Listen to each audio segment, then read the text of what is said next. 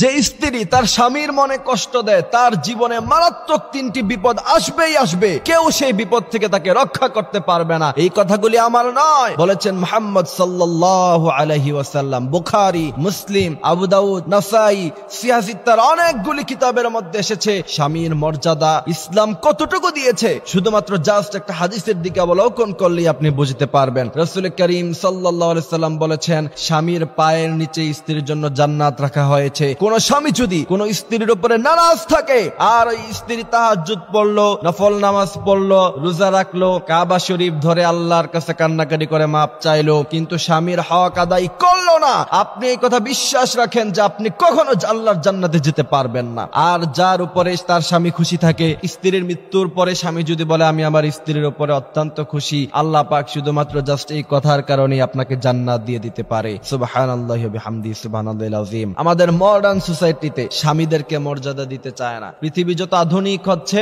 স্বামীরা তাদের মর্যাদা হারাচ্ছে। ধনী পরিবারের মেয়েরা খুব সাধারণত স্বামীদেরকে তারা মর্যাদা দিতে চায় না। তার কারণ হলো টাকা পয়সার অহংকার থাকে তার কাছে, সৌন্দর্যের অহংকার থাকে। আমি বলি যে তোমার সৌন্দর্যের অহংকার কমসে কম তুমি তোমার স্বামীর সামনে দেখায়ও না, কারণ তোমার স্বামী হলো এমন জিনিস, রাসূল করিম সাল্লাল্লাহু আলাইহি ওয়াসাল্লাম বলেছেন সিজদা দেওয়ার অনুমতি থাকলে তোমাকে বলতাম তুমি তোমার স্বামীর পায়ে সিজদা দাও। কোন স্ত্রী যদি স্বামীর মনে কষ্ট দেয়, প্রথম নম্বর যে বিপদ আসবে তার জীবনে, তার সংসারে কখনো কোনো উন্নতি হবে না। বিশ্বাস রাখেন এবং আপনারা মিলে দেখবেন যারা স্বামীর সাথে বেয়াদবি করে, স্বামীর মনে কষ্ট দেয়, তাদের জীবনে সুখ নাই, শান্তি নাই, কিচ্ছু নাই। অথচ দেখা গেছে টাকা পয়সার কোনো অভাব নাই তাদের কাছে, তারপরেও তাদের জীবনে শান্তি নাই। তার কারণ হলো সে স্বামীর মনে কষ্ট দিয়েছে। এই জন্য স্বামীর মনে কষ্ট দেওয়া যাবে না। রাসূল করিম সাল্লাল্লাহু আলাইহি ওয়াসাল্লাম বলেছেন, দ্বিতীয় নাম্বার যে কঠিন বিপদ আসবে স্বামীর মনে কষ্ট দিলে, সেই বিপদ হচ্ছে আপনি অনেক নামাজ পড়তে পারবেন, অনেক রোজা রাখতে পারবেন, তাসবিহ তাহলিল অনেক দান করতে পারবেন, উহুদ পাহাড় সমপরিমাণ দানও যদি আপনি করে দেন, মসজিদ বানিয়ে দিয়েছেন,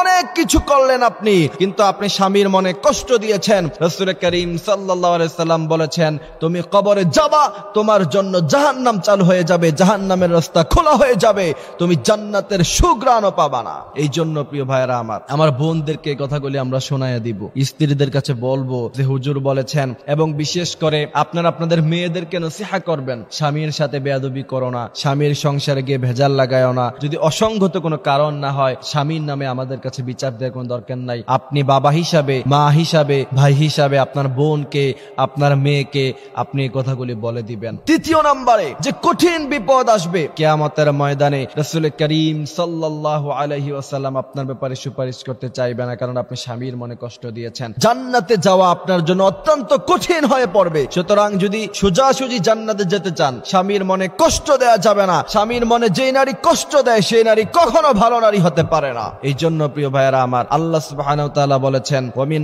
আয়াতিহি আন খালাকাকুম মিন আনফুসিকুম আজওয়াজা লিতাসকুনু ইলাইহা ওয়া জাআলা বাইনাকুম মাওয়াদ্দাতান ওয়া রাহমা।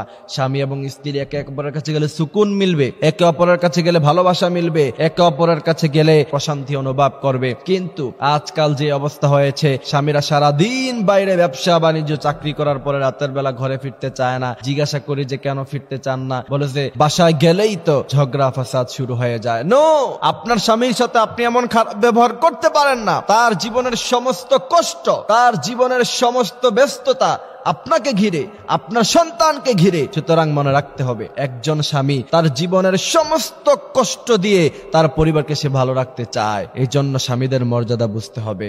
আল্লাহ সুবহানাহু ওয়া তাআলা আমাদেরকে এই কথাগুলি বুঝার তৌফিক দান করুক। আমিন।